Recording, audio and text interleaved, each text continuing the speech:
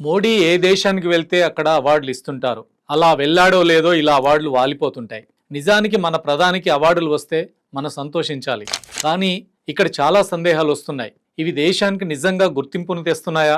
దేశ విలువను అంతర్జాతీయంగా పెంచుతున్నాయా? అసలవి నిజంగా అవార్డులా లేక దేశాన్ని తాకట్టు పెట్టి తెచ్చుకుంటున్న గిఫ్టులా? ప్రధాని వ్యక్తిగతంగా తన హైప్ ఇచ్చుకోవడానికి, రాజకీయంగా వాడుకోవడానికి మాత్రమే పనికొస్తున్నాయా? ఇవే ఇక్కడ ప్రశ్నలు. రీసెంట్గా మోడీ సీషెల్స్ వెళ్లారు. అక్కడ ఆయనకు Guardian of the blue Horizon అనే గౌరవాన్ని ఇచ్చారు. ఇక్కడ హైలైట్ ఏంటంటే ఈ అవార్డు మోడీ వెళ్ళడానికి జస్ట్ 3 రోజులకు ముందే క్రియేట్ చేశారు. అంతకుముందు అలాంటి అవార్డు లేదు, తీసుకున్న వాళ్ళు లేరు. ఇంకో కామెడీ ఏమిటంటే ఆ అవార్డు ఇచ్చే సమయంలో మోడీకి ఇచ్చిన సర్టిఫికెట్లో స్పెల్లింగ్ మిస్టేక్స్ కూడా ఉన్నాయి. ఇంకో పాయింట్, దీన్ని ఆర్టిఫిషియల్ ఇంటెలిజెన్స్తో తయారు చేశారు. ఇది ఘనత వహించిన మన ప్రధాని మోడీ సీషెల్స్ అందుకున్న అవార్డు కథ. ఇదొక్కటే కాదు, ప్రధాని ఈ ఏడాదిలోనే ఇజ్రాయెల్ కూడా వెళ్ళాడు. అక్కడ ఇజ్రాయెల్ పార్లమెంటు మోదీకి మెడల్ ఆఫ్ ది నెస్సెట్ ఇచ్చింది. ఇది అప్పటికప్పుడు వండిన అవార్డు అని ఆ దేశ ఎంపీలే విమర్శించారు. ఈ అవార్డు ఇవ్వడానికి ఓ ప్రొసీజర్ ఉంటుంది. అలాంటిదేమీ లేకుండా మోడీ కోసం ఓ పథకం తయారు చేసి దాన్ని ఆయన మడలో తగిలించేశారు. ఇలాంటివి చూసినప్పుడు సందేహాలు రావా? మరి వస్తాయి కదా. ప్రధాని మోడీ 2014లో బాధ్యతలు చేపట్టిన నాటి నుంచి ఇప్పటి వరకు విదేశీ ప్రభుత్వాల ద్వారా 30 అంతర్జాతీయ పురస్కారాలు అందుకున్నాడు. ట్రంప్, బైడెన్ లాంటి వాళ్ళకు కూడా రాని అవార్డులు కూడా మోడీకి వచ్చాయి. నిజానికి విదేశీ ప్రముఖులకు ఇలాంటి అత్యున్నత అవార్డులు ఇచ్చేటప్పుడు వాటిని మొదట అనౌన్స్ చేస్తారు. వాళ్ళు వచ్చినప్పుడు అధికారికంగా అందజేస్తారు. ఇది ప్రొసీజర్. కానీ ఇక్కడ అవార్డులకు సెలెక్ట్ చేసే జ్యూరీ ఉండదు, ఎలాంటి ముందస్తు ప్రకటన ఉండదు. అప్పటికప్పుడు వాటికో పేరు పెట్టి మోడీకి ఇచ్చేస్తుంటారు.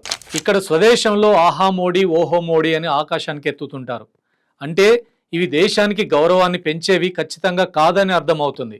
దేశాన్ని తాకట్టు పెట్టి తన సొంత ప్రతిష్ట పెంచుకునేలా పొలిటికల్గా వాడుకునేవి మాత్రమే. వీటి వల్ల దేశానికి ఒరుగుతున్నది ఏమీ లేదు.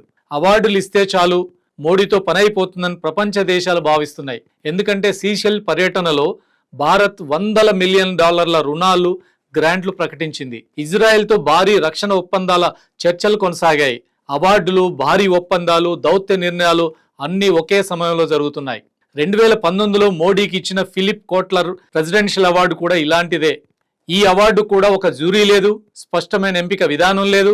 పైగా ఈ అవార్డు ఒక మోడీకే లభించిందంటే అర్థం చేసుకోవచ్చు. రష్యా, యుఏఈ, సౌదీ అరేబియా లాంటి దేశాలకిచ్చే గౌరవాలకు దశాబ్దాల చరిత్ర ఉంది. ఇవి అనేక మంది ప్రపంచ నాయకులకు గతంలో కూడా లభించాయి. కానీ మోదీకి వచ్చిన కొన్ని గౌరవాలు మాత్రం ఆయన పర్యటన సమయానికే సృష్టించబడ్డాయి.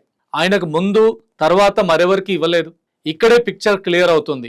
విదేశీ ప్రభుత్వాలు భారత ప్రధాని నరేంద్ర మోడీని పొగిడి అవార్డులు ఇచ్చి దౌత్య సాధనంగా వాడుకుంటున్నాయి. దాని ఫలితంగా మన దేశ ప్రయోజనాలు ప్రశ్నార్థకంగా మారుతున్నాయి. ప్రజాస్వామ్యంలో అసలైన గౌరవం ప్రజల నుండి వస్తుంది.